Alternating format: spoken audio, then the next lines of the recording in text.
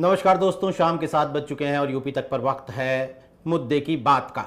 सत्ता का सेमीफाइनल कहे जा रहे 5 राज्यों के विधानसभा चुनाव का 2/3 हिस्सा खत्म हो चुका है। यानी छत्तीसगढ़, मध्य प्रदेश और मिजोरम में चुनाव हो चुके हैं। 25 नवंबर को राजस्थान और 30 नवंबर को तेलंगाना में चुनाव होंगे और 3 दिसंबर को काउंटिंग होगी, यानी नतीजे हमारे सामने आएंगे। उत्तर प्रदेश के वोटर का यूं तो सीधे तौर पर इन 5 राज्यों के विधानसभा चुनाव से कोई लेना देना नहीं है, लेकिन फिर भी उनकी निगाह बड़ी बेसब्री और बेचैनी के साथ 3 दिसंबर के नतीजों पर लगी हुई है। उसकी वजह है अखिलेश यादव, मायावती, जयंत चौधरी या फिर चंद्रशेखर आजाद जैसे वो नेता जो उत्तर प्रदेश की राजनीति में खास और बड़ी भूमिका निभाते हैं। उन नेताओं का इन विधानसभा चुनावों में बढ़ चढ़कर हिस्सा लेना, बढ़ चढ़कर मतलब बढ़ चढ़कर, और खास तौर पर अगर हम 3 हिंदी भाषी राज्यों की बात करें यानी छत्तीसगढ़, मध्य प्रदेश और राजस्थान में जैसा मैंने बताया कि अभी वोटिंग होनी है, लेकिन फिर भी छत्तीसगढ़ और राजस्थान को लेकर ज्यादातर ओपिनियन पोल्स और राजनीतिक विश्लेषकों की एक राय है जो लगभग एक जैसी है। लेकिन मध्य प्रदेश जो है वहां पर बड़ी जबरदस्त तमाम पार्टियों की सांस अटकी हुई है, क्योंकि कांटे की लड़ाई, बस यही एक शब्द हर कोई इस्तेमाल कर रहा है और कोई ये बताने की स्थिति में नहीं है कि आखिर जीत किसकी हो सकती है, कांग्रेस की या बीजेपी की। इसीलिए मध्य प्रदेश के चुनाव नतीजों में अखिलेश यादव और मायावती जैसी छोटी पार्टियों की भूमिका बड़ी अहम हो जाती है। आपने पिछले कई हफ्तों में देखा होगा कि अखिलेश यादव और कांग्रेस पार्टी, जो कि 2024 के लोकसभा चुनावों के लिए अब तक इंडिया विपक्ष के इंडिया गठबंधन के साथी हैं, वो कैसे तलवारें भांज रहे थे मध्य प्रदेश के चुनावों में एक दूसरे के खिलाफ। और उसकी खास वजह यही है कि इन चुनावों के जो नतीजे आएंगे वो उत्तर प्रदेश में 2024 के लोकसभा चुनाव के लिए जो सीट बंटवारा होना है उसकी एक जमीन तैयार करेंगे। तमाम पार्टियों की रणनीति का एक आधार बनेंगे उत्तर प्रदेश में इन विधानसभा चुनावों के नतीजे। मध्य प्रदेश में आप ये पूछ सकते हैं कि भाई अखिलेश यादव और मायावती भला क्या ही कर लेंगे, लेकिन ऐसा अगर आप सोच रहे हैं तो शायद 2018 के चुनाव नतीजों को आपने ध्यान से नहीं देखा है। बड़ी भूमिका निभा सकते हैं अखिलेश यादव और मायावती। देखिए आपकी स्क्रीन पर ग्राफिक प्लेट्स जो चल रहे हैं उनमें आप देखिए अखिलेश यादव की पार्टी ने 2018 में 11 सीटों पर जीत के अंतर से ज्यादा वोट लिए थे और इनमें से 8 सीटें बीजेपी ने जीती थी। आप अंदाजा लगाइए कि अगर इन 8 सीटों में से अखिलेश यादव की पार्टी ना होती और इन 8 सीटों में से 2-3 सीटें भी कांग्रेस की तरफ सरक गई होती तो कांग्रेस बहुमत में आ गई होती, जो कि वो नहीं आई थी। सरकार उन्होंने बनाई लेकिन बहुमत में नहीं आए थे। मायावती ने तो और बड़ी भूमिका निभाई थी। 56 सीटों पर मायावती ने जीत के अंतर से ज्यादा वोट हासिल किए थे। इसमें से 28 सीटें बीजेपी के पास आई और 27 कांग्रेस की। आप फिर वही अंदाजा लगा लीजिए कि मायावती की पार्टी ना होती, जरा से नतीजे इधर उधर हुए होते तो बीजेपी या कांग्रेस में से किसी को भी बहुमत मिल सकता था, यानी नतीजे पलट सकते थे। एक बार फिर वही की सीट भले ना जीत पाए, लेकिन अखिलेश यादव और मायावती शायद खेल बिगाड़ने में या खेल बनाने में एक भूमिका निभा सकते हैं कांग्रेस और बीजेपी के लिए।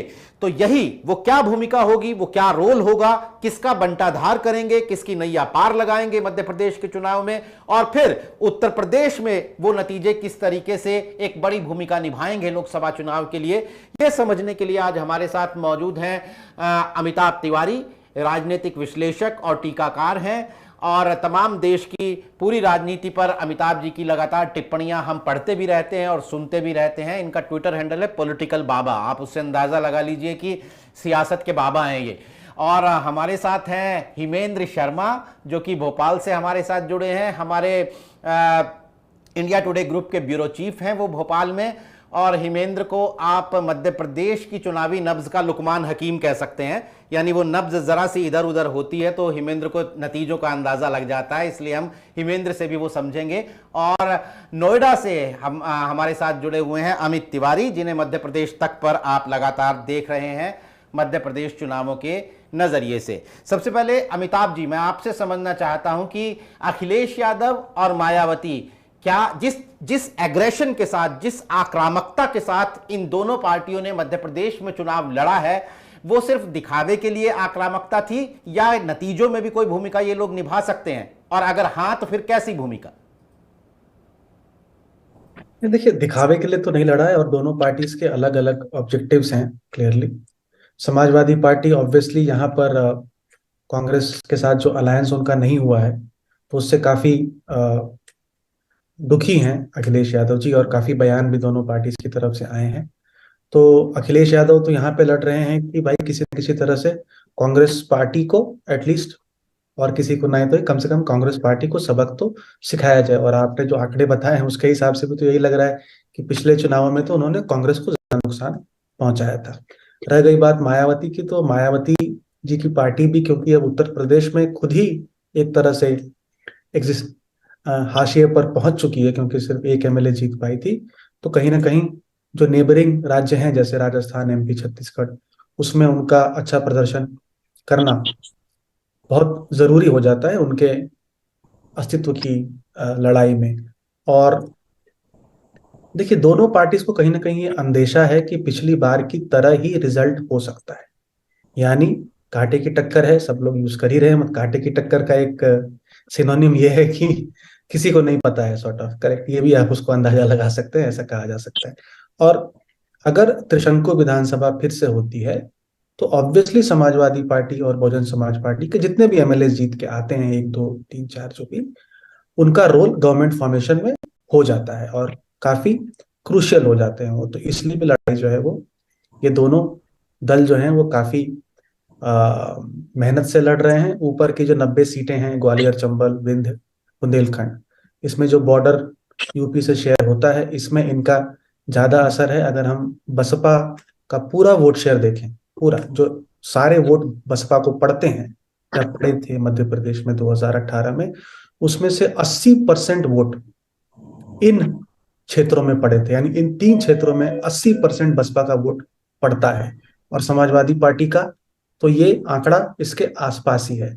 जो आपने 55 सीटों की बात करी थी, जहां पर बसपा एक तरह से स्पॉइलर के रूप में उभर करके आई थी, वहां पर दोनों को डैमेज पहुंचाया था बसपा ने, कांग्रेस को भी और भाजपा को भी। उसमें से भी 47 सीटें इन्हीं तीन क्षेत्रों में है, इन्हीं तीन क्षेत्रों में आती है। तो यहाँ पर उनका इम्पैक्ट रहेगा। लेकिन जैसे हम लोग ट्रेडिशनली बातें करते हैं कई बार कि बसपा कमजोर होगी तो कांग्रेस को फायदा होगा, करेक्ट, क्योंकि नॉर्मली एससी वोट जो है उसको ट्रेडिशनल कांग्रेस वोट माना जाता है। लेकिन आपके आंकड़े बता रहे हैं कि अगर बसपा कमजोर होती है तो फायदा किसी भी पार्टी को हो सकता है, दोनों पार्टीज को हो सकता है। क्योंकि बसपा ने जिस भी कैंडिडेट को खड़ा किया है, क्योंकि जातिगत पॉलिटिक्स होती है मध्य प्रदेश में, काफी हिंदी हार्टलैंड की सच्चाई है, वो किस जाति का कैंडिडेट है उस पर डिपेंड करता है कि वो किस पार्टी को नुकसान पहुंचाता है। तो अल्टीमेटली खेल जो है वो जाति के ऊपर अटक के आएगा, और देखना पड़ेगा कि ये, इनको मैं कहता हूँ, जैसे लोग एक्स फैक्टर की बात कर रहे हैं तो मैं एल फैक्टर बोलता हूँ। एल फैक्टर हैं इन चुनावों में, उनमें से एक है लंगड़ी मार कैंडिडेट। तो ये लंगड़ी मार कैंडिडेट हैं, अब किसको लंगड़ी मारेंगे ये तो चुनाव के बाद ही हमको समझ आएगा। बिल्कुल हिमेंद्र, पहले तो यही बुनियादी सवाल मैं आपसे भी पूछूंगा, फिर थोड़ा हम और ज्यादा डिटेल में जाएंगे अपने दर्शकों के लिए। अखिलेश यादव और मायावती आखिर क्यों इतनी जान मार रहे थे मध्य प्रदेश के चुनाव में? कोई भूमिका निभाएंगे वो, और अगर निभाएंगे तो वो किसका बंटाधार करेगी, किसकी नैया पार लगाएगी? जी देखिए, मैं आपको पहले तो ये बता दूं कि जो समाजवादी पार्टी है, अखिलेश यादव की जो पार्टी है, उसका मध्य प्रदेश से, जो यूपी से जो सटा हुआ इलाका है, वहां पे कुछ थोड़ा बहुत कुछ इलाकों में इन्फ्लुएंस है और उनके कुछ वोटर भी हैं। दूसरे जो मायावती हैं, बहुजन समाज पार्टी है, उनका ग्वालियर चंबल डिवीजन और यूपी से कुछ लगे हुए इलाके और विंध्य रीजन में एक अपना फिक्स वोट शेयर है, फिक्स वोट बैंक है, जो कि समय समय पर कैंडिडेट ना होने की वजह से शिफ्ट होता रहता है। और पिछले 2-3 चुनावों से वो भारतीय जनता पार्टी के साथ, खासकर लोकसभा के चुनावों में शिफ्ट हुआ है।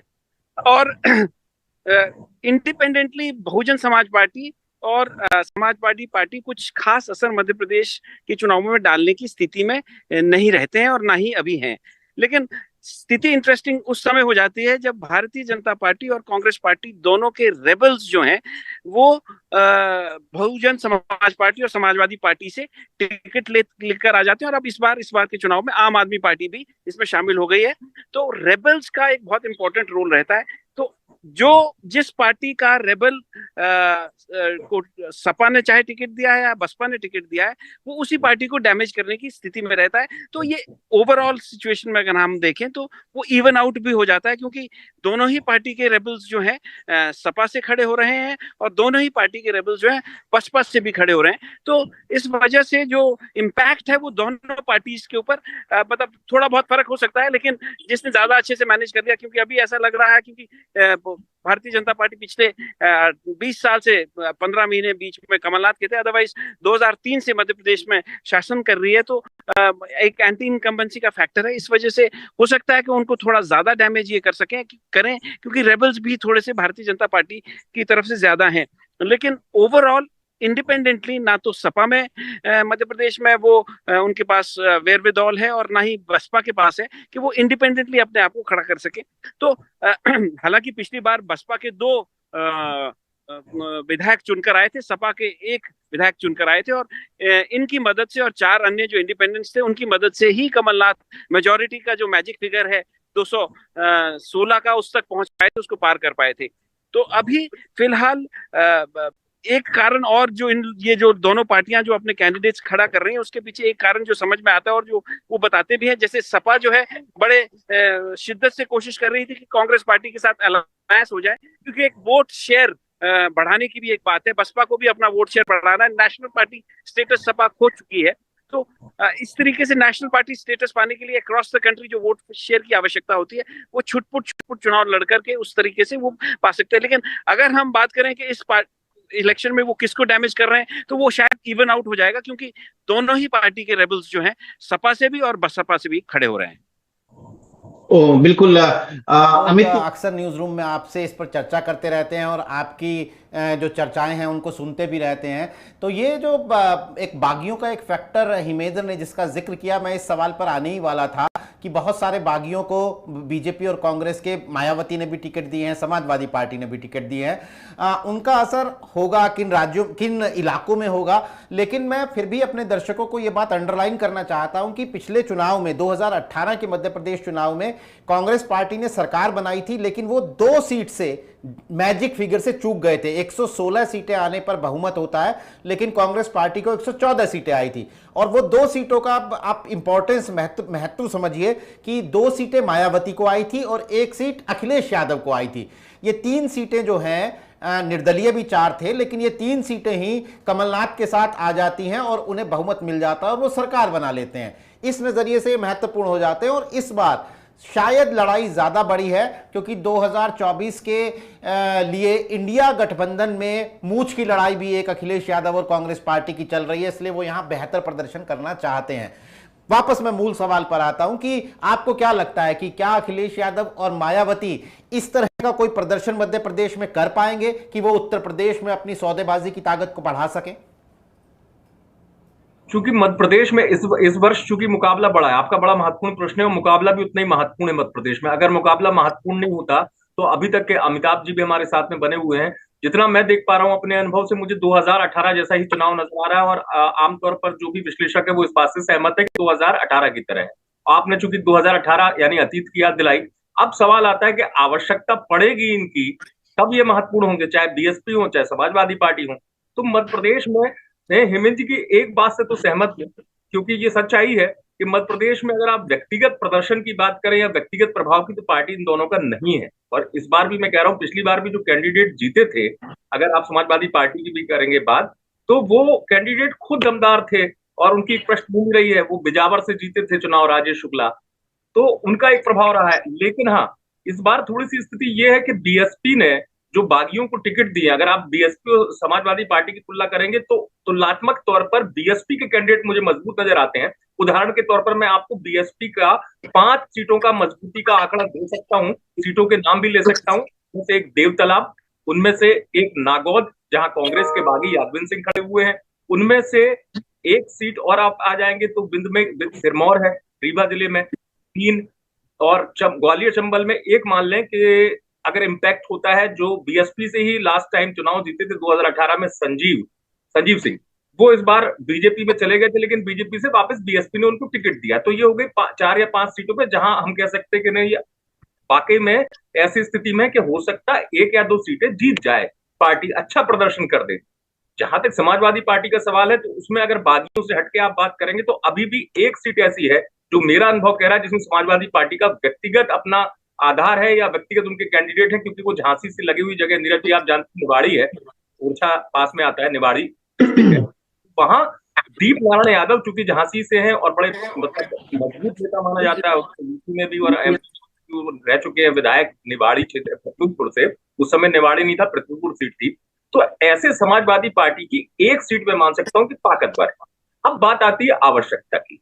आवश्यकता यदि वाकई में पड़ती है तो ऐसी स्थिति में जब 1 या 2 सीटें भी महत्वपूर्ण हो जाते हैं तो हमको ये देखना होगा कि वो परिणामों में किस तौर पर आती है। लेकिन हाँ, हमें ये भी अध्ययन करना होगा अभी मौजूदा दौर में कि बीएसपी और एसपी में से अभी जो कुछ सीटों का नाम मैंने लिया, तो उसमें मुझे शुरुआती तौर पर बीएसपी मजबूत दिखाई दे रही है बागियों की वजह से।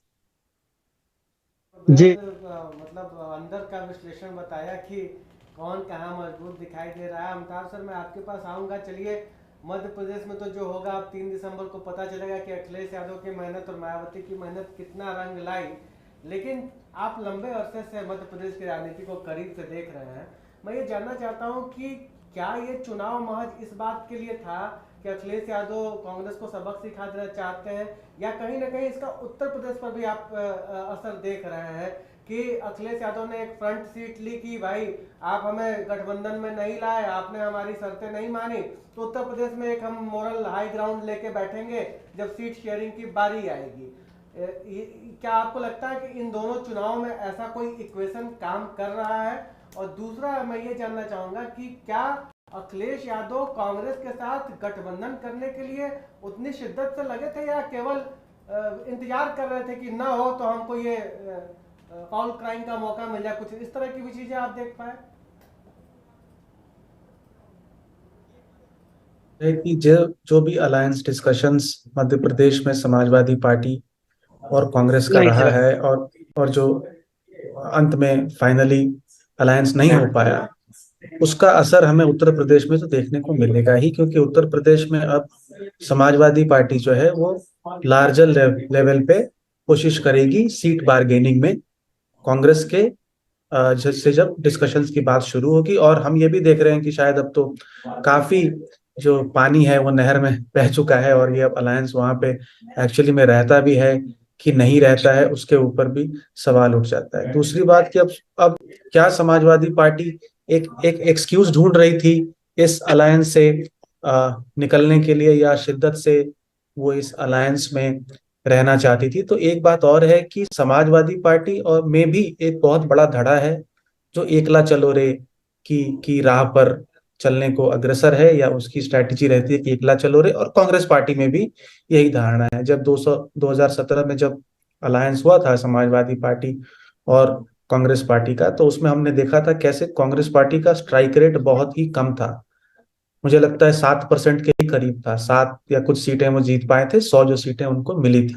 तो कहीं ना कहीं समाजवादी पार्टी को में ये एक धारणा है कुछ लोगों की कि कांग्रेस के साथ अलायंस करने से कांग्रेस को तो फायदा शायद हो, लेकिन पूरे पूरे अलायंस को ऐसा फायदा होता नहीं नजर आ रहा है। जिस तरह से कांग्रेस पार्टी समाजवादी पार्टी के लीडर्स को ले रही है, वर्मा जी को लिया और इमरान मसूद भी वापस आ गए हैं अगर मुझे ध्यान सही है तो, और भी लीडर्स के साथ जो बातें चल रही हैं कांग्रेस पार्टी की, तो कहीं ना कहीं कांग्रेस पार्टी और समाजवादी पार्टी, क्योंकि वोट ब्लॉक जो है दोनों के पूरक हैं, कॉम्प्लीमेंट्री हैं, तो समाजवादी पार्टी अगर मजबूत होती है उत्तर प्रदेश में तो कांग्रेस कमजोर हुई, जो हुआ है पिछले 30 सालों में। और अगर कहीं कांग्रेस मजबूत होती है तो उसके लिए जो इजी पिक है वो माइनॉरिटी वोट है, बशर्ते कि वो ब्राह्मण या ठाकुर या लोअर ओबीसी का वोट भाजपा से खींच पाए। तो कहीं ना कहीं कंपटीशन भी है दोनों पार्टियों में, और कांग्रेस पार्टी नेशनल लेवल पे बड़ी पार्टी है, और इस रिजल्ट के बाद सब डिटरमिन होता है कि कांग्रेस पार्टी का क्या बर्ताव रहता है इंडिया अलायंस को कंटिन्यू करती है या उसमें बार्गेनिंग उसकी बढ़ती है। 2 राज्यों में कांग्रेस पार्टी अभी सरकार में है, अगर 3 राज्यों में आ जाती है तो कांग्रेस की बार्गेनिंग पावर मजबूत होगी और वो उस तरह से बिहेव करने लगेगी, हम देखेंगे। और अगर एक राज्य में सिमट जाती है या 2 पे भी रहती है तो थोड़ा अकोमोडेटिव स्टैंड जो है वो कांग्रेस पार्टी ले सकती है। एक बात मैं और जोड़ना चाह रहा था, हेमेंद्र जी और अमित जी जो जी। बात कह रहे थे, जो बागियों की बात है। देखिए, बागी जिस पार्टी से आता है ऑफ कोर्स उसका वोट, कुछ कुछ वोट वो ले सकता है, लेकिन बागी किस जाति का है वो भी डिपेंड करता है। अगर बागी बागी कांग्रेस का है लेकिन ब्राह्मण है जो कि अ, भाजपा को ज्यादा नंबर में वोट करते हैं, या भाजपा का कैंडिडेट भी ब्राह्मण है, तो भाजपा को भी नुकसान होगा, कांग्रेस पार्टी को भी नुकसान होगा।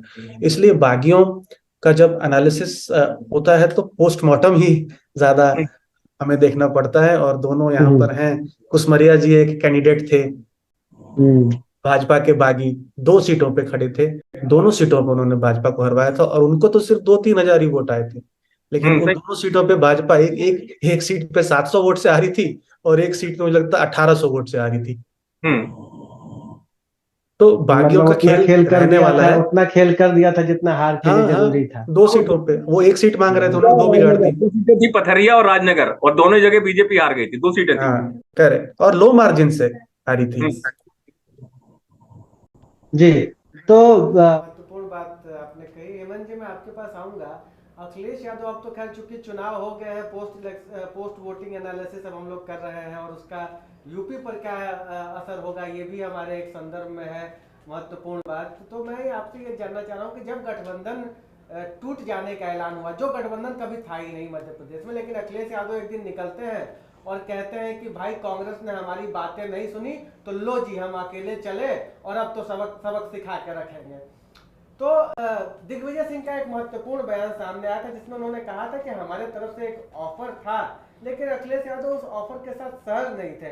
हमारे दर्शकों के लिए जरा वो कहानी बताइए कि इस गठबंधन को आखिर बनने से किसने रोका? अखिलेश यादव इच्छुक थे मध्य प्रदेश चुनाव कांग्रेस के साथ मिलकर लड़ने के लिए, या केवल वो दिखाने की कोशिश कर रहे थे कि कांग्रेस उनकी बात नहीं मान रही? इसके पीछे की सच्चाई क्या रही? ये देखिए, सबसे पहले तो जो इंडिया अलायंस जिसको बीजेपी बोलते हैं, इंडिया जो गठबंधन बना है उसमें अखिलेश यादव और कांग्रेस पार्टी दोनों ही उसके घटक हैं। और कांग्रेस पार्टी की तरफ से ये बार बार बात सामने आई कि बड़ा हृदय करना पड़ेगा, तभी अकोमोडेटिव स्पिरिट के साथ ही आप अलायंस को आगे चला पाएंगे। अब कॉन्ट्रडिक्शंस, जैसे आपके साथ मेजर कॉन्ट्रडिक्शंस था पंजाब में और दिल्ली में, लेकिन फिर तय ये हुआ कि नेशनल लेवल पे ये अलायंस होगा और स्टेट लेवल पे आप इंडिपेंडेंटली इसको हैंडल करेंगे, लोकल यूनिट्स उसको हैंडल करेंगे। जहां तक अखिलेश यादव और कांग्रेस पार्टी का मध्य प्रदेश के अलायंस के बात है, वो बहुत सीरियस लेवल पे बातचीत चल रही थी। 6 सीटों को लेकर के ऑलमोस्ट एग्रीमेंट हो गया था, लेकिन फिर नेशनल जो कांग्रेस पार्टी है उन्होंने लोकल लीडरशिप के ऊपर सारी बात डाल दी कि लोकल यूनिट जो है, मध्य प्रदेश यूनिट जो है, उसको डिसाइड करेगी कि किस लेवल तक वो अलायंस चाहती है, करना है या नहीं करना है। तो on the face of it जो बाहर जो दिखाया गया वो तो ये कि भाई बात नहीं बनी, 6 सीटों तक बात थी, दिग्विजय सिंह का भी ये बयान आया। लेकिन अल्टीमेटली जो कांग्रेस पार्टी का जो यहाँ लोकल लेवल पर अंडरस्टैंडिंग था वो ये था कि ये एक्सट्रीमली बाइपोलर कॉन्टेस्ट है मध्य प्रदेश में, भारतीय जनता पार्टी और कांग्रेस पार्टी के बीच, और यहाँ पर अलायंस का मतलब अकोमोडेटिव स्पिरिट के तहत उनको एडजस्ट तो किया जा सकता है, लेकिन इन रिटर्न उसमें कुछ मिलने की संभावना बहुत कम है। क्योंकि जो आम आदमी, जैसे कि मैंने आपको पहले भी बताया कि समाजवादी पार्टी का कोई ऐसा बहुत बड़ा वर्चस्व मध्य प्रदेश में नहीं है। जो भी अभी तक यहाँ पर वो कंट्रीब्यूट कर पाए हैं या जो जीत कर आते हैं, तो एक फैक्टर तो जैसे अभी बताया गया कि भाई कास्ट का और रेबल का जो कंबाइन होता है उसकी वजह से वो बाहर कुछ कैंडिडेट जीत कर आते हैं। तो ये कांग्रेस पार्टी के अंदर की अंडरस्टैंडिंग बनी कि यहाँ पे रेबल जो होगा वो तो एडजस्ट नहीं होगा, तो वो फिर आम आदमी पार्टी के पास जाएगा या फिर इंडिपेंडेंट लड़ेगा या फिर बसपा के पास जाएगा, जो कि हो भी रहा है। तो वो एक हमारे पास वो क्वेश्चन तो सपा की तरफ से नहीं मिल पाएगा, रिटर्न में हमको कुछ मिलेगा नहीं। तो इसलिए उसको डिलेइंग टैक्टिक्स जो है इन्होंने कांग्रेस पार्टी की तरफ से अपनाना शुरू कर दिया, जिसकी वजह से अखिलेश थोड़ा नाराज हो गए और फिर उन्होंने अपनी एक राह अपना ली। और उसके बाद फिर चूंकि थोड़ी खटास भी बढ़ गई, तो एक कमलनाथ की तरफ से बयान आया, जो उनसे पूछा गया तो उन्होंने कह दिया चलते चलते, अखिलेश को छोड़िए, आप तो कांग्रेस की बात करिए। तो उसको से नाराज होकर अखिलेश यादव ने कह दिया कि भाई जिनके नाम में ही कमल है उनसे क्या बात की जाए। तो इस तरह से थोड़ी आपस में मनमुटाव हुआ, लेकिन अल्टीमेटली उसके बाद जो कांग्रेस पार्टी की जो लीडरशिप है, उन्होंने इस बात को महसूस किया और उस बात को पब्लिकली कहा भी कि अलायंस होना चाहिए था लार्जर अकोमोडेटिव स्पिरिट के तहत। जो स्थिति कांग्रेस पार्टी की उत्तर प्रदेश में बन रही है, वही स्थिति क्या उससे थोड़ी मिलती जुलती स्थिति अखिलेश यादव की मध्य प्रदेश में हो सकती है। और उस स्पिरिट के तहत उनको अकोमोडेट करना चाहिए था, और इसलिए थोड़ा एक दूसरों के प्रति जो बयानबाजी हो रही थी उस पर भी रिस्ट्रेन करने की कोशिश की गई। लेकिन ओवरऑल अभी भी ऐसा प्रतीत होता है कि जहां तक नेशनल इलेक्शंस की बात है, ये दोनों एक अलायंस में मिलकर काम करेंगे, क्योंकि दोनों ही पार्टीज ने अभी तक ये नहीं कहा है कि वो नेशनल लेवल पे इंडिया अलायंस का हिस्सा नहीं रहेंगे। बार बार दोनों तरफ से यही बयान आ रहा है कि अपने एनिमी नंबर 1 को आइडेंटिफाई करना है और उसके बाद एक कंबाइंड स्ट्रैटेजी के तहत चुनाव लड़ना है। लेकिन मध्य प्रदेश में ये अभी नहीं हो पाया, और बहुत कुछ डिपेंड करता है मध्य प्रदेश के चुनाव के नतीजों पर। अगर मान लीजिए अभी कोई ऐसी स्थिति बनती है जैसे 2018 में बनी थी, जिसमें भले ही एक विधायक हो सपा का, लेकिन वो क्रूशियल रोल था, तो फिर से वो अलायंस की बात होगी। और मान लीजिए इंडिपेंडेंट कांग्रेस पार्टी चुनाव जीत जाती है और किसी की जरूरत नहीं होती है, तो और परिस्थितियां पैदा हो जाएंगी। और मान लीजिए कांग्रेस पार्टी सत्ता से बाहर हो जाती है, तो फिर अलायंस का वो दूसरी तरीके से बात होगी। लेकिन बहरहाल सबको कोशिश या इंतजार सबका 3 दिसंबर का है, जब चुनाव के नतीजे आएंगे। उसके बाद इन दोनों ही दलों की जो है फ्यूचर इलेक्शन की स्ट्रैटेजी जो है क्लियर होगी। चलिए, आपने हमारे उत्तर प्रदेश के दर्शकों को मध्य सियासत के अंदर खाने में अखिलेश और कांग्रेस के बीच की जो कहानी चली, बड़ी विस्तार से बताई। हेमंत जी, हम फिर आएंगे आपके पास सवाल लेके। अमित जी, अब मैं आपके पास आता हूँ। आपने बड़ा एक्सटेंसिव कवर किया एमपी चुनाव को, लगातार स्टूडियो से गेस्ट से लाइव कोऑर्डिनेशन करके आपने वहाँ के स्थानीय नेताओं से बात की, तमाम एंगल्स आपने देखे, तलाशे मध्य प्रदेश चुनाव के। एमपी चुनाव का प्रचार जब खत्म हुआ, वोटिंग खत्म हुई, अखिलेश हरियाणा पहुंचे थे, उनके सुर बदले हुए थे। वो फिर इंडिया गठबंधन की वकालत कर रहे हैं, वो फिर से लौट के आ गए हैं कि एनडीए को हराएगा इंडिया। जबकि जब मध्य प्रदेश चुनाव अवसर पर थे तो अखिलेश यादव लग रहा था कि इतने नाराज है। क्या आपको लग रहा है कि ये एक डिजाइन था, कांग्रेस, अखिलेश, इन सभी लोगों का एक डिजाइन था जो केवल मध्य प्रदेश चुनाव के लिए था, और अब इनके बीच में मामला बिल्कुल फिट हो गया है और डिजाइन इनका वर्क कर गया है एमपी चुनाव में? बिल्कुल अमीश, आप बिल्कुल सही सही दिशा में हैं आप, और सही दिशा में आपने हवा के रुख को पहचाना भी है। वो जो हवा गर्म थी, जो भोपाल से लखनऊ तक गर्मी महसूस करा रही थी, वो हवा आते आते ठंडी हो गई, शीतलता प्रदान करने लगी। तो उसकी वजह यही है कि लोकसभा चुनाव तक आते आते आप देखिएगा मोहब्बत बढ़ेगी, साथ आगे गाड़ी बढ़ेगी, और ये सब चीजें होंगी। और ये सब चीजें इसलिए भी है कि कांग्रेस जो है, कांग्रेस को बिल्कुल नजरअंदाज कर देना समाजवादी पार्टी नहीं चाहेगी, ना कांग्रेस चाहेगी लोकसभा चुनाव के परिप्रेक्ष्य में। यही वजह है कि जो आप कह रहे हैं, बात सुर बदले हुए भी नजर आया। दूसरा एक चीज ये भी है कि अखिलेश इतने तो समझदार नेता हैं, या इतना राजनीतिक अनुभव है कि उन्हें भी अपने सूत्र हैं जो उनके माध्यम उनसे पता चला होगा कि मध्य प्रदेश में कांग्रेस ऐसी स्थिति में नहीं है कि कांग्रेस बिल्कुल ही लाचार स्थिति में है। कांग्रेस एक अच्छी स्थिति में है। ये फीडबैक शायद उनको भी मिला होगा मध्य प्रदेश को लेकर। ये तो खैर परिणाम तय करेंगे कि भाई किसको कितनी सीटें मिली। लेकिन हाँ, आप कमलनाथ को या कांग्रेस को बिल्कुल ही दरकिनार कर दें तो ये आगे की राह नहीं बन पाएगी, क्योंकि इनको आगे की राह तो लोकसभा चुनाव के परिप्रेक्ष्य में बनानी है मेरे हिसाब से। और अगर वो राह बनानी है आपको, तो आप कांग्रेस को बिल्कुल अगर समझ ले कि नहीं कांग्रेस शक्तिहीन है, मध्य प्रदेश में कांग्रेस हमारे बगैर कुछ नहीं है, तो ये भ्रम था। वो भी जान रहे थे कि ऐसा नहीं कि कांग्रेस हमारे अस्तित्व पर टिकी हुई है मध्य प्रदेश में। तो वो संदेश मुझे लग रहा है कांग्रेस देने में कामयाब हुई है अमीश। जी, ये महत्वपूर्ण, बिल्कुल। साहब जी, जिस तरीके से हम चूंकि लगातार अखिलेश यादव और कांग्रेस की तलखियों पर बात कर रहे हैं, मैं आपसे ये जानना चाहता हूं कि मान लीजिए कि किंग मेकर की भूमिका में आ जाते हैं अखिलेश यादव, उनके पास 4 सीटें हैं और उन 4 सीटों से कांग्रेस भी सरकार बना सकती है, बीजेपी भी सरकार बना सकती है। तो अब अगर हम थोड़ा सा फ्लैशबैक में जाएं और कांग्रेस पार्टी और अखिलेश यादव के उन तलखियों को बयानबाजियों को देखें तो आपको क्या लगता है कि किंग मेकर बनने की स्थिति में अखिलेश यादव की पहली पसंद कौन होंगे मध्य प्रदेश में, बीजेपी या फिर कांग्रेस?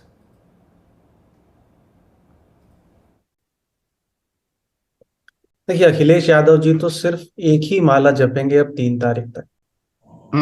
हंग असेंबली हो जाए और इनके 1-2 लोग जीत जाएं, बस तब वो आएंगे कि अब आया समय मेरा इनको मौका मजा चखाने का। यही है पॉलिटिक्स भाई, इसमें स्कोर्स को सेटल करना होता है, नंबर 1। दूसरा, ऑफ कोर्स समाजवादी पार्टी ऐसा ओपनली ऑफिशियली भाजपा के साथ उसका भाजपा को सपोर्ट नहीं कर सकती, लेकिन जब भी कोई पार्टी 1 या 2 या 3 या 4 सीटें जीतती है, क्योंकि वो इंडिविजुअल जीत के आया है, कई बारी वो बागी हो सकता है किसी पार्टी का, कई बारी हो सकता है कि समाजवादी पार्टी का जो राष्ट्रीय या यूपी का जो नेतृत्व है उसकी बात ही ना सुने, है ना। तो कोई जरूरी नहीं है कि ये 3-4 एमएलए उनकी बात सुने। राजस्थान में ये 2 बार से लगातार हो रहा है। बिल्कुल 2008 में भी कांग्रेस पार्टी को वहां सिंपल मेजोरिटी नहीं मिली थी, 6 लोग बसपा के जीत के आए थे, मर्ज कर गए पार्टी में, सरकार चली 5 साल। सेम चीज रिपीट हुआ 2018 में, फिर से 6 सीटें आई बसपा की और 6 के 6 एमएलए जो है वो मर्ज कर गए कांग्रेस पार्टी में।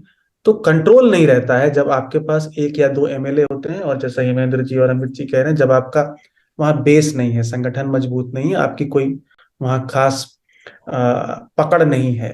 पकड़ जो है वो आपकी इंडिविजुअल एक लीडर है जो वो जीत रहा है बार बार, और बागियों के ऊपर आप खास करके डिपेंडेंट हैं। तो वो तो नहीं चाहेंगे कि भाजपा को सपोर्ट किया जाए, लेकिन उसके उनके एमएलए क्या चाहेंगे, इस पे कंट्रोल उनका भी रहने वाला है। और कांग्रेस को सपोर्ट करेंगे नॉर्मली, लेकिन उसका वो जो बार्गेन है, जो उनकी बार्गेनिंग पावर है इस बार, वो ज्यादा रहेगी।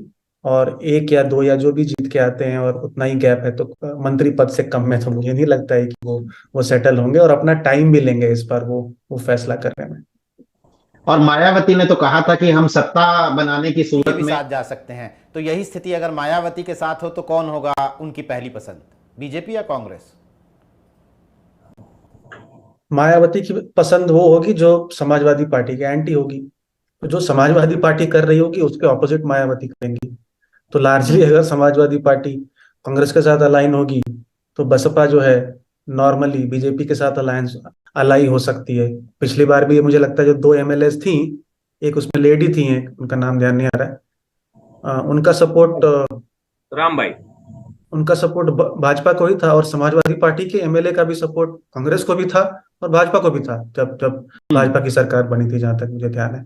तो इस टाइप का रहेगा, वो एसपी के ऑपोजिट चलेगी, जो भी समाजवादी पार्टी करेगी उसके ऑपोजिट। बिल्कुल हिमेंद्र, मैं ये आपसे भी समझना चाहता हूं क्योंकि यूपी के लोग इस बात को लेकर बड़े उत्सुक हैं। अगर किंग मेकर तो बनने पहले अखिलेश के बारे में बताइए, फिर मायावती के बारे में। अगर ये दोनों किंग मेकर बनने की स्थिति में होंगे तो पहली पसंद कौन सी होगी, बीजेपी या कांग्रेस? जैसे कि आपसे अभी भी बात हुई कि भाई अखिलेश यादव तो नहीं चाहेंगे कि भारतीय जनता पार्टी, क्योंकि उनका प्राइमरीली फाइट तो उत्तर प्रदेश में बीजेपी से है, बिल्कुल बहुत बड़े प्लेयर नहीं है, तो किसी भी तरीके से बीजेपी से वो कॉम्प्रोमाइज यहाँ मध्य प्रदेश में नहीं करना चाहेंगे। लेकिन सवाल यही है कि क्या जो उनके पार्टी के टिकट पर चुनाव जीत कर आएंगे वो उनके कंट्रोल में रहेंगे या नहीं रहेंगे। अगर 2-3 आते हैं या 2 आते हैं तो एंटी डिफेक्शन लॉ की दायरे से बाहर हो जाते हैं। 2/3 चाहिए आपको एंटी डिफेक्शन लॉ का मेजोरिटी, अगर 2 आए हैं तो वो आराम से निकल सकता है एक आदमी, उसमें कोई दिक्कत नहीं होगी। तो एंटी डिफेक्शन लॉस के दायरे में अगर नहीं आ रहे हैं तो वो फेयरली मतलब इंडिपेंडेंट तरह के विधायक हो जाते हैं, और इससे ज्यादा आने भी नहीं है। मैं आपको बता दूं मध्य प्रदेश में 2-3 सीटें में बसपा आ सकती है, 1-8 सीट में कहीं सपा जीत सकती है, या 2 हो सकती है मैक्सिमम। वो हरा जरूर सकते हैं लेकिन जीत के नहीं आएंगे। जहां तक बसपा का सवाल है, बसपा जो है पर्सनल इक्वेशन बहुत मैटर करता है। जैसे कमलनाथ का मायावती से बहुत व्यक्तिगत संबंध है, तो यदि पिछली बार भी मायावती सबसे पहली नेता थी जिन्होंने कमलनाथ से बात की थी और उनका अंडरस्टैंडिंग बना था, तो सवाल वही है कि किसका क्या बार्गेनिंग पावर है। अभी केंद्र में बीजेपी की सरकार है, मायावती कहाँ कैसी उलझी हुई हैं, उस पर भी बहुत डिपेंड करेगा। और अगर उनके कंट्रोल में एमएलए होंगे तो वो दिल्ली डिसाइड कर सकता है, दिल्ली में जो सरकार है वो डिसाइड कर सकती है। प्लस अगर जो इंडिपेंडेंट जो एमएलए जो जीत कर आते हैं, यदि आते हैं, उनके ऊपर भी बसपा में भी वही अप्लाई करता है कि उनकी पर्सनल चॉइस, पर्सनल प्रेफरेंस, उनको कहाँ से क्या मिल रहा है। मिनिस्ट्री की तो बात कही अभी कि एक कैबिनेट बर्थ मांगेंगे वो, लेकिन उसके साथ भी बहुत कुछ और मांग सकते हैं, और वो कौन फुलफिल कर सकता है, वो सारी चीजें पे डिपेंड करेगा। तो जो जीत कर आएंगे बसपा से और सपा से, मैं उनके बारे में आपको बता दूं कि उनको कहीं पे भी जाने में परहेज नहीं होगा। जो पहले हाँ सरकार बनाने की स्थिति में होगा वो वहां जाएंगे। बिल्कुल। भैया कम से कम हम ये कह तो सकते हैं। दोनों हाथ में लड्डू रहेंगे उस स्थिति में। अखिलेश के सामने थोड़ी पसोपेश की स्थिति हो सकती है। अमित जी, आप तो कुछ आंकड़ा भी हमें दे रहे थे कि बसपा की इतनी सीटें आ सकती हैं, अखिलेश की इतनी सीटें आ सकती हैं। तो अगर वो उतनी सीटें आती हैं और किंग मेकर बनने की स्थिति में होते हैं, तो आप भी जरा बता दीजिए कि अखिलेश यादव के लिए क्या स्थिति होगी और मायावती किसके साथ जाना चाहेंगी?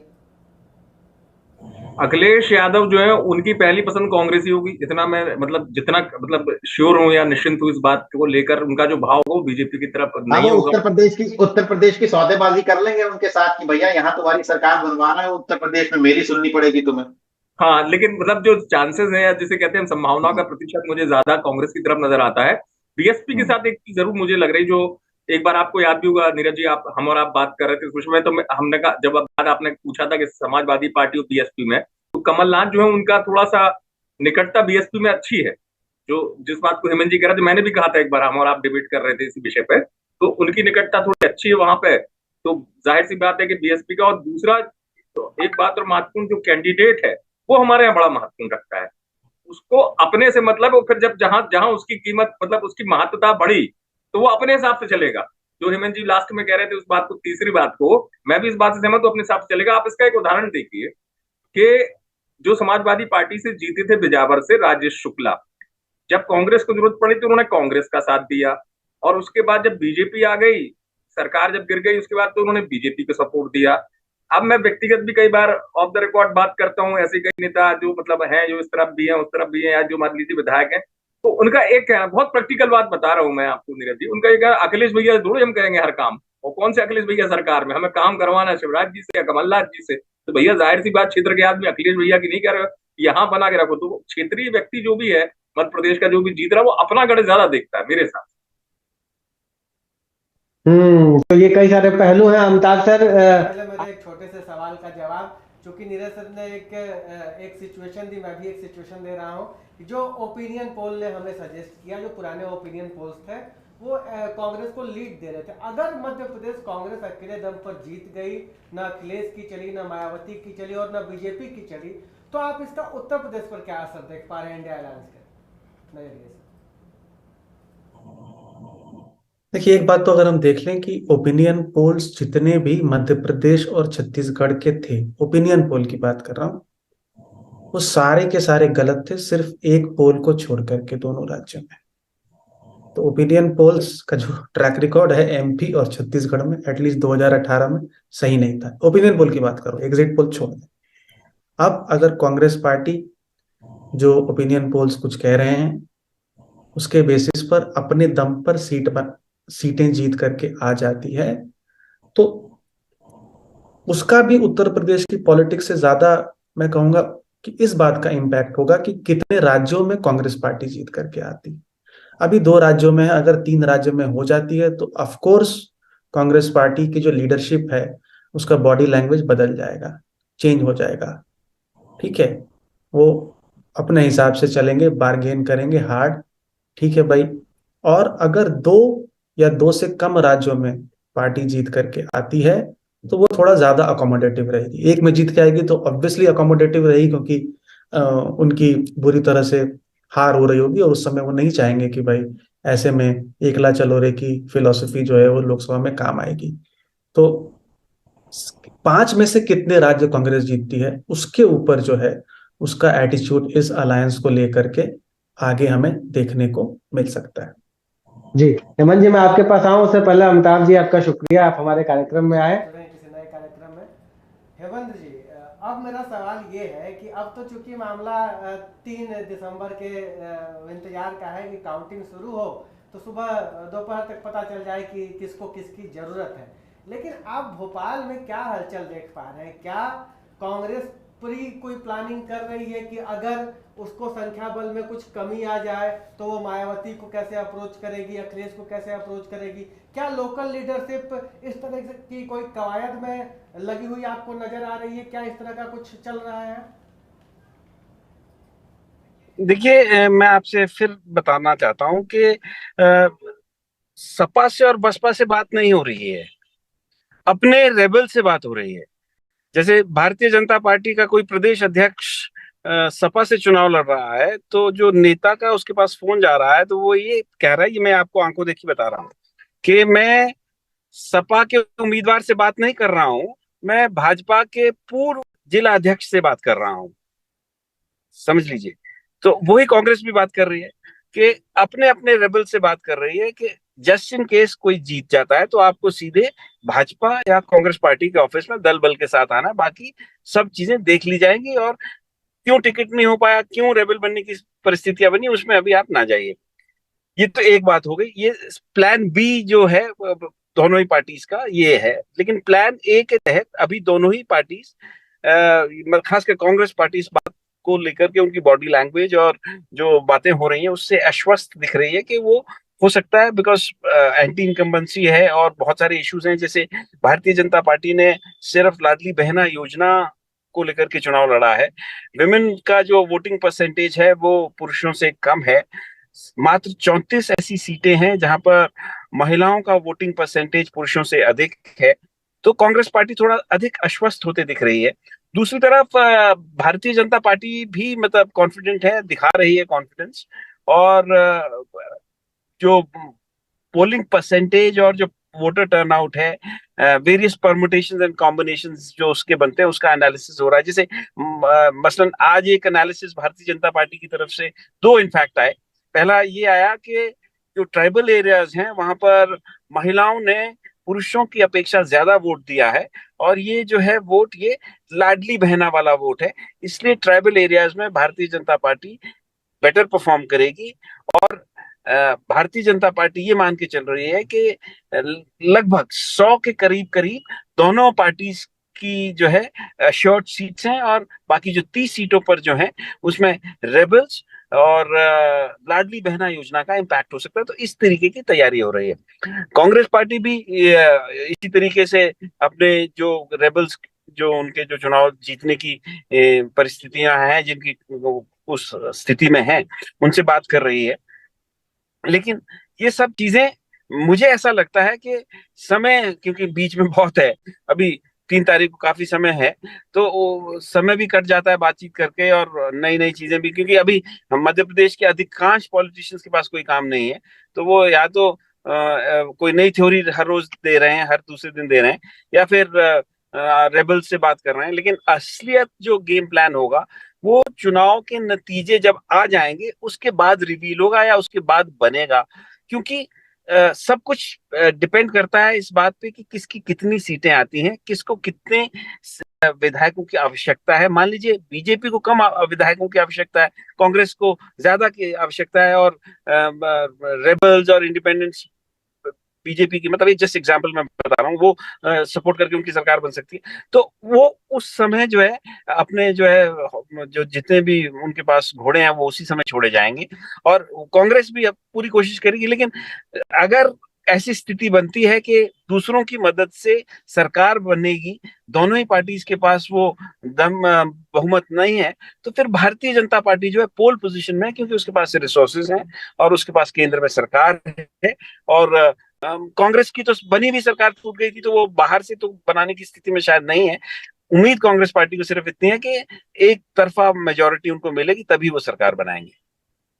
बिल्कुल, ये काफी इंटरेस्टिंग और दिलचस्प बात कही है हिमेंद्र ने कि कांग्रेस पार्टी के सामने अगर उन्हें सरकार बनानी है तो उन्हें एक मैजिक फिगर के साथ आना होगा, या फिर कम से कम अपनी सीटों के साथ उन्हें जो 116 का जादुई आंकड़ा छूने के लिए उनके पास आसानी से जो कैंडिडेट्स हैं वो उपलब्ध होने पड़ेंगे। लेकिन बीजेपी के सामने थोड़ी आसानी ये है कि भले ही 116 सीटों का आंकड़ा नहीं आता है, लेकिन 2-4 सीटें पूरी करने के लिए उनके पास रिसोर्सेज ज्यादा हैं, केंद्र में उनकी सरकार है, जाहिर तौर पर उनके पास ऑफरिंग ज्यादा है बाहर से लाने वाले कैंडिडेट्स के लिए।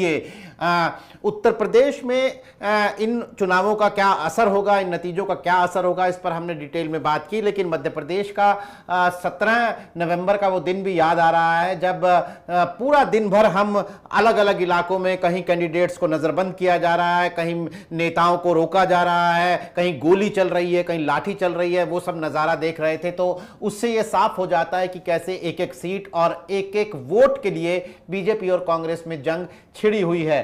अखिलेश यादव और मायावती इस जंग में क्या भूमिका निभाते हैं ये 3 दिसंबर को हमें पता लगेगा, और उसके बाद फिर 2024 के लोकसभा चुनावों में उत्तर प्रदेश में क्या सियासी बिसात बिछती है इसकी भी एक तस्वीर हमारे सामने आएगी।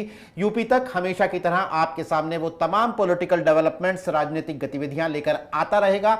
आप हमारे साथ लगातार बने रहिए। आज कार्यक्रम में शिरकत करने के लिए हिमेंद्र, अमिताभ तिवारी, अमित तिवारी, आप सभी का बहुत बहुत शुक्रिया। तमाम दर्शकों का आभार। आज के लिए नमस्कार। जाने से पहले मैं ये भी बता दूं कि हमने दोस्तों YouTube पर आपसे एक सवाल पूछा था कि मायावती और अखिलेश किसे नुकसान पहुंचाएंगे। YouTube के हमारे दर्शकों के बीच काफी नजदीकी मुकाबला है। 55% दर्शक जिन्होंने हमारा ये शो लाइव देखा है वो कह रहे हैं कि बीजेपी को नुकसान पहुंचाएंगे मायावती और अखिलेश, और 45% कह रहे हैं कि कांग्रेस पार्टी को नुकसान पहुंचाएंगे। 3 दिसंबर को सारी तस्वीर सामने आ जाएगी और फिर हम नए सिरे से चर्चा करेंगे कि आखिर उत्तर प्रदेश पर इन चुनावों का क्या असर होने वाला है। आज कार्यक्रम में शिरकत करने के लिए तमाम मेहमानों का एक बार फिर शुक्रिया, तमाम दर्शकों का एक बार फिर आभार। आज के लिए नमस्कार।